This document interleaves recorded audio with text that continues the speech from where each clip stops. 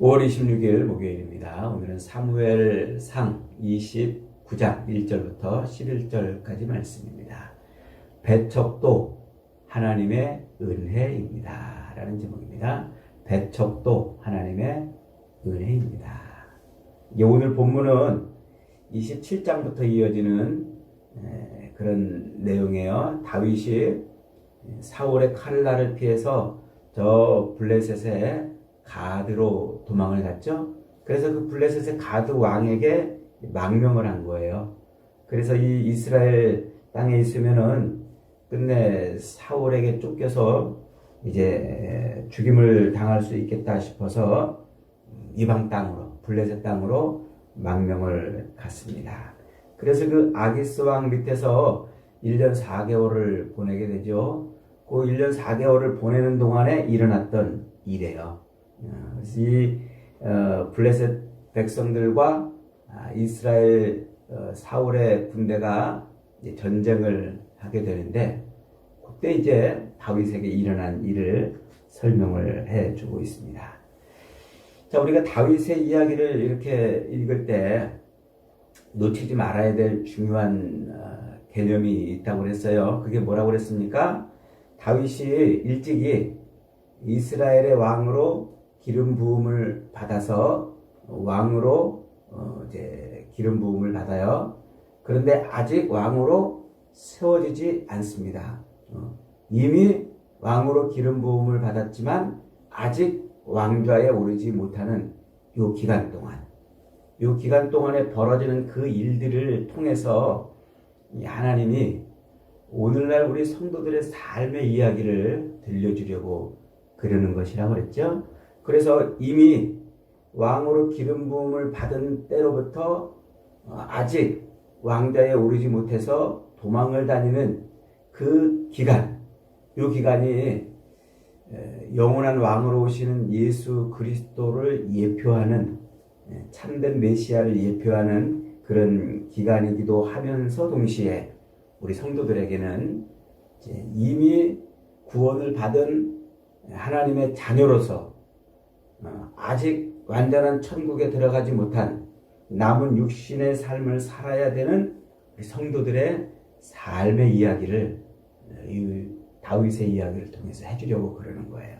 그래서 다윗의 이야기, 도망다니면서 겪었던 그 다윗의 이야기를 가만히 들여다보면은 하나님이 오늘 이 남은 육신의 삶을 살아야 되는 우리 성도들에게 무엇을 원하시는가, 이걸 분명히 알 수가 있어요. 그래서 이런 이야기들은 우리가 그냥 옛날의 다윗의 이야기로만 읽을 수 없는 이유가 이제 바로 그겁니다. 그래서 긴 세월 동안 도망을 다녀야 했던 그 다윗의 이야기, 그 이야기 속에서 하나님의 뜻을 어떻게 성취해 가시는가, 이거를 보여주려고 그러는 것입니다. 자, 오늘 이제 블레셋 군대와 이스라엘 군대가 최후의 전쟁을 준비하고 있어요. 1절은 이렇게 시작합니다. 블레셋 사람들은 그들의 모든 군대를 아벡에 모았고 이스라엘 사람들은 이스르엘에 있는 샘 곁에 진쳤더라 그랬죠. 이 블레셋의 그 다섯 족속들, 블레셋의 다섯 왕들이 모두가 이제 힘을 합쳐가지고 이스라엘을 공격을 합니다. 그래서 그 어디까지 올라왔냐면은 이 이스라엘 그 땅덩어리 중간에 이스르엘 평원이 있어요. 그 이스라엘 평원을 갈릴리 끝자락에서 이쪽 지중해까지 이어지는 그 평원에 이제 샤론 평야라고 하는 그곳에 지금 진치고 있는데, 그곳 이름이 지금 뭐라고 말하냐면 아벡에 진쳤다 그러죠. 아벡이 어디입니까? 아벡은 이스라엘 영토의 그 한 중앙에 있는 샤론 평야의 그 중심부에 있는 곳으로, 이게 이제 이스라엘 갈릴리 북쪽에서부터 요 남쪽까지 이어지는 그 중요한 거점이기도 하고, 또 군사적 요충지이기도 하고, 또 여기가 이스라엘의 그 풍부한 이런 또 산업이 목축업이 그리고 농사가 활발하게 일어나는 바로 그런 지역이기도 합니다. 그런데 재미있게도 저 앞에 사무엘상 4장에서 이 아벡에서 무슨 일이 벌어졌습니까? 이스라엘 백성들이 블레셋과 전쟁하다가 첫반 전투에서 4천 명이 죽어요. 그러니까 이제 승리하고 싶은 욕망에 이 이스라엘 요 군대가 하나님의 언약궤를 가지고 나왔다가 뺏겨버려요. 이 아벡이 하나님의 언약궤를 빼앗겼던 바로 그 치욕스러운 그런 장소인 거예요. 지금 이 블레셋이 그 이스라엘 백성들에게는 그 치욕스러운 장소에 와가지고 진을 쳤고, 이스라엘 사울의 군대는 이제 길르앗 쪽에 지금 진을 치고 있다고 이렇게 이제 말하고 있어요. 그러니까 이스라엘 백성들에게는 아주 치욕스러운 그런 현장이고, 또 요 사울의 군대는 마지막 지켜야 될 최후의 보루인 곳이죠. 그곳에 지금 이렇게 서로 전쟁이 지금 벌어지고 있는 장면을 설명하고 있어요. 자, 그때 지금 이스라엘의 그 모든 다섯 종족들이 다 연합을 해가지고 대군대를 끌고 지금 왔는데, 그때 아기스에게로 망명을 했던 사울도 할 수 없이 그 아기스를 따라서 출전을 한 거예요. 전쟁에 지금 출전을 했어요. 그러니까 이 꼼짝없이 지금 이 다윗이 아기스의 그 지휘를 받아가지고 그 명령대로 누구와 싸워야 됩니까? 사울의 군대하고 싸워야 돼요. 이스라엘 자기 동족과 싸워야 됩니다. 그런 지금 기가 막힌 상태에 지금 있는 거죠. 그러니까 자칫하면은 다윗이 이스라엘 백성들에게 무슨 오명을 써야 됩니까? 다윗이 자기 백성들, 자기 민족을 버리고 배반해가지고 이스라엘을 치고 사울의 군대를 또 멸망시켰다. 이런 또 오해를 받고 그런 또 이야기를 듣게 되는 것이죠. 그러니까 이스라엘 백성들이 사울의 칼날에 죽어야 되고, 다윗의 칼날에 죽어야 되고, 사울의 군대가 다윗의 칼날에 멸절돼야 되는 그런 상황이 된 거예요. 그러니까 얼마나 기가 막히니까, 다윗이 결국은 이스라엘과 블레셋과 한패가 되어가지고 이스라엘의 대적자가 됐다, 이런 이야기를 지금 듣게 되는 것이죠. 그 전까지는 다윗이 저 아말렉을 치거나 다른 족속들을 쳐서 거기서 얻은 전리품을 가지고 아기스에게 상납하면서 마치 이스라엘을 쳐가지고 그런 전리품을 얻은 것처럼 속여왔는데, 이제는 아기스와 함께 출전을 하니까 그런 속임수도 이제 할 수 없는 상황이 됐어요. 꼼짝없이 다윗은 자기 처자와 사람들, 가축들을 시글락에 남겨둔 채 그 600명의 부하들과 함께 아기스와 더불어서 전쟁을 지금 해야 되는 상황입니다. 얼마나 다윗이 속상했을까요? 또 안타까웠고, 아마 제가 그 다윗의 상황이었다면 이 위기를 어떻게 모면하나 안절부절했을 것입니다. 그런데 바로 그때 어떤 일이 벌어져요? 그 블레셋의 5 방백들이 다 나서가지고 이 아기스 왕에게 그럽니다. 아니, 저 히브리 사람들을 왜 데리고 왔냐? 저 다윗을 지금 왜 데리고 왔냐? 저 다윗을 데리고 지금 전쟁을 하려고 하는 게 지금 정신이 있느냐? 이렇게 따집니다. 그러면서 옛날 이스라엘 백성들이 이야기했던 그 이야기를 소환해요. 사울이 죽인 자는 천천히요, 다윗은 만만이로다 하던 바로 그 다윗이다. 정신이 있는 거냐? 우리가 저 다윗하고 같이 전쟁하러 나갔다가 저 다윗이 우리 뒤통수를 치면 어떡할 거냐? 우리는 같이 못 간다. 다윗을 돌려보내시라. 우리는 같이 못 간다. 이렇게 반대를 한 거예요. 그러니까 아기스가 아니다, 내가 다윗을 데리고 있어봤는데 그는 참 신실한 자고 믿을 만한 자고 내 오른팔처럼 그렇게 일하는 자다 이렇게 설득을 합니다. 그런데 결국 그 설득에도 불구하고 블레셋 방백들이 아기스의 말을 듣지 않죠. 그래서 결국은 이제 아기스가 할 수 없이 다윗을 그 전쟁에 데리고 나가지 않고 시글락으로 돌려보냅니다. 그러면서 6절에 이렇게 말해요. 아기스가 다윗을 불러 이르되 여호와께서 살아계심을 두고 맹세하노니 네가 정직하여 내게 온 날부터 오늘까지 네게 악이 있음을 보지 못하였으니 나와 함께 진중에 출입하는 것이 내 생각에는 좋으나 수령들이 너를 좋아하지 아니하니 그러므로 이제 너는 평안히 돌아가서 블레셋 사람들의 수령들에게 거슬러 보이게 하지 말라. 이 아기스는 하나님을 모르는 사람 아닙니까? 그런데 지금 그 아기스가 다윗에게 뭐라고 말하고 있어요? 하나님의 살아계심을 두고 맹세하노니 너는 평안히 돌아가라. 평안히 돌아가라. 지금 이렇게 말하고 있다는 거예요. 나는 너를 데려가고 싶은데 저 블레셋 방백들이 너를 싫어하니까 그들 눈앞에 얼씬도 하지 말고 너는 빨리 돌아가라. 지금 이렇게 말하는 거예요. 기가 막히죠? 지금 본문이 그렇게 하나님을 알지도 못하는 아기스의 입을 통해서 여호와의 살아계심을 두고 맹세하노니 라고 지금 말하고 있다고 토를 달아놓고, 그리고 이 블레셋 방백들도 사울이 죽인다는 천천히요 다윗은 만만이로다 라는 그 옛 이야기들을 끄집어 가지고 지금 다윗을 배척하고 있는 이 이유가 뭘까요? 이것은 바로 다윗을 그 전장에 참여시키지 않게 하시려고 하나님께서 간섭하셨다는 것을 말하고 있는 거예요. 하나님께서 간섭하셨다.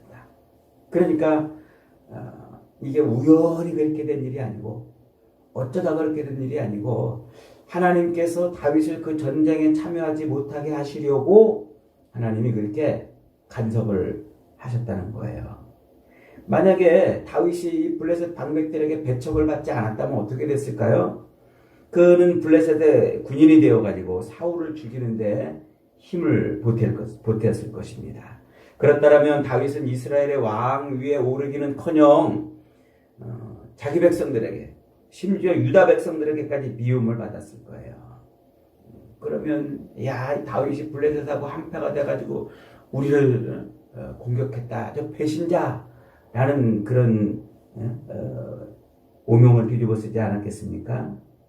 그런데 블레셋 방백들이 그 다윗을 배척함으로 말미암아 다윗이 그 싸움에 끼어들지 않게 된 겁니다.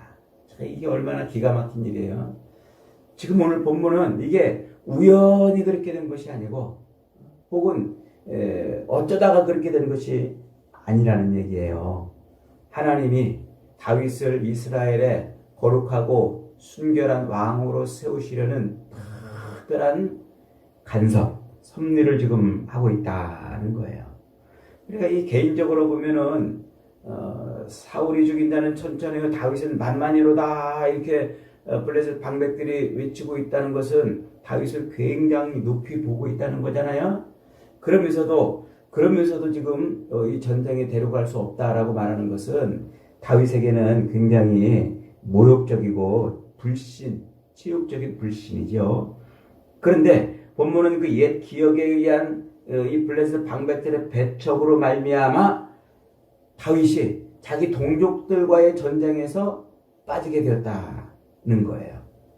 그러니까 이게 우연히 그렇게 된 것이 아니라 하나님의 특별한 섭리, 하나님의 간섭이 있었다 이런 것이죠. 하나님은 언제나 이렇게 특별한 방법으로 역사를 하시는 거예요. 원수들의 판단과 세상의 불신과 인간들의 그 정치적 계산을 통해서 하나님은 자기 뜻을 이뤄 가시는 거예요. 그러니까 사람들이 각각 자기들이 살면서 다 각기 자기들의 그 주권들을 가지고 자기 생각을 갖고 이렇게 엎치락뒤치락 얽히고 설켜서 결국은 이뤄내는 게 뭐라고요? 하나님의 뜻을 이뤄낸단 말이에요. 하나님의 뜻을.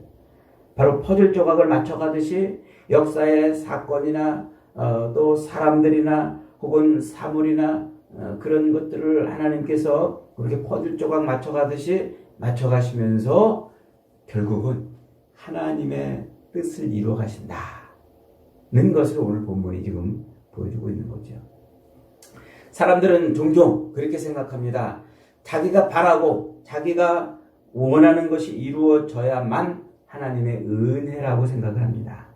바라고 원하는 것을 얻지 못하면 실패한 것이고 고난이고, 바라고 원하는 것을 얻지 못하면 그것은 잘못된 것이라고 생각을 합니다. 하지만 하나님은 자기 백성들의 길을 막음으로써 하나님의 뜻을 이루어 가시는 것이에요.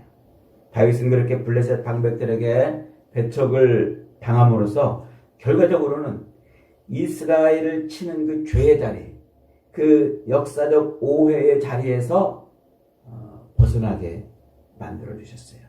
그 배척의 결과, 이 블레셋 방백들이 다윗을 배척함으로 그 배척의 결과로 다윗의 왕권은 거룩함과 정당성을 잃지 않은 거예요. 그러니까 다윗이 사울을 죽이지 않은 그 일이 여기서 완성이 되는 것이죠. 그러니까 이런 경험 때문이었을까요? 다윗은 시편 118편 22절로 23절에서 이런 노래를 해요. 건축자들의 버린 돌이 집 모퉁이의 머릿돌이 되었나니 이는 여호와께서 행하신 것으로 우리 눈에 기이한 바로다. 우리 눈에 기이한 바로다. 야, 이게 어떻게 이렇게 일이 이렇게 돌아갈 수 있나? 참 신비롭다. 기이하다. 사람들이 버리고 사람들이 배척해낸 그 건축자의 버린 돌이 집 모퉁이의 머릿돌이 되었다. 기이한 일이로다. 이게 누구에게서 성취가 돼요? 예수 그리스도에게서 성취가 된단 말이에요. 사람들은 버렸지만 하나님은 세우시고, 사람들은 배척했지만 하나님께서는 그 배척을 통해서 하나님의 놀라운 일을 이루어 가시는 거예요. 그래서 예수님이 받으신 평생의 은혜가 바로 배척의 은혜다, 이렇게 말할 수 있어요. 가족에게 배척당했죠. 동네 사람들에게 배척당하시고, 민족의 지도자들에게도 배척당하시고, 또 수많은 백성들에게 배척을 당하셨어요. 예수님이 그렇게 평생, 그리고 가장 확실히 받은 은혜가 뭐냐면 배척의 은혜다는 거예요. 그래서 사도 요한은 요한복음 1장 11절로 12절에서 그 배척의 한복판에서 하나님의 뜻이 이루어졌다, 이렇게 선포합니다. 자기 땅에 오매 자기 백성이 영접하지 아니하였으나 영접하는 자 곧 그 이름을 믿는 자들에게는 하나님의 자녀가 되는 권세를 주셨다. 그러니까 예수 그리스도께서 십자가에서 주시는 이 일이 무엇으로 말미암아 이루어진 일이라고요? 사람들의 배척으로 말미암아 이루어진 일. 사람들이 영접하지 않고 배척해됨으로 하나님의 뜻이 성취된 거예요. 하나님의 뜻이. 그 모든 배척으로 예수님은 온 세상에 구주가 되셨어요. 온 사람들의, 세상에 있는 모든 사람들이, 가족들도, 동네 사람들도, 그리고 지도자들도, 온 백성들이 예수님을 배척해냄으로 말미암아 하나님의 뜻이 성취되는 놀라운 일이 벌어졌다고 지금 말하고 있는 거예요. 그렇게 가족에게서 배척받고, 동네 사람들에게서 배척당하고, 민족 지도자들에게도 배척당하고, 또 백성들에게도 배척당하신 예수님. 그래서 그 예수님이 끝내 하나님의 섭리, 구원의 섭리를 이루잖아요. 그 배척으로 말미암아 그 예수님이 마지막 날 밤에 제자들에게 이렇게 말씀하세요. 요한복음 15장 18절부터 19절에 세상이 너희를 미워하면 너희보다 나를 먼저 미워한 줄 알라. 너희가 세상에 속하였으면 세상이 자기 것을 사랑할 것이나 너희는 세상에 속한 자가 아니요 도리어 내가 너희를 세상에서 택하였기 때문에 세상이 너희를 미워하느니라. 그러니까 우리가 세상으로부터 배척을 당하고, 세상으로부터 미움을 당하고, 세상으로부터 거절을 당한다는 것은 뭐예요? 우리가 세상에 속하지 않았기 때문에 그렇다는 거예요. 하나님이 우리를 그렇게 하나님의 것으로 톡 뽑아서 세워놨기 때문에 세상이 미워한다는 거예요. 세상이 배척한다는 거예요. 그래서 우리를 어떻게 그 세상과 함께 멸망되지 않고, 세상과 함께 망하지 않고 하나님의 사람으로 그렇게 설 수 있게 해주신다는 말이죠. 성도란 그런 거예요. 살다 보면 때로 억울한 오해도 당하고 부당한 배척도 당하고 납득되지 않는 거절도 경험을 하게 되죠. 그러나 그 모든 배척, 그것이 뭐라고요? 하나님의 은혜다 라고 지금 말하고 있는 거예요. 일찍이 요셉이 받았던, 야곱의 11번째 아들 요셉이 받았던 은혜가 배척의 은혜 아닙니까? 그 배척의 은혜. 그러나 요셉은 그 오랜 세월을 지나면서 그것이 자기를 통해서 자기 가족을 구원해내는 하나님의 특별한 섭리인 것을 알았어요. 그래서 형들을 결국 용서해 주는 것이 아닙니까? 여러분, 인류 역사도 배척의 역사예요. 하나님도 이 배척한 인간들이 만들어낸, 하나님까지 배척한 그 인간들이 만들어낸 그 모든 배척의 역사가 인류의 역사예요. 그러니까 오늘도 우리가 살다 보면요, 사람들에게 이런저런 배척을 당하고 거절을 당할 수가 있어요.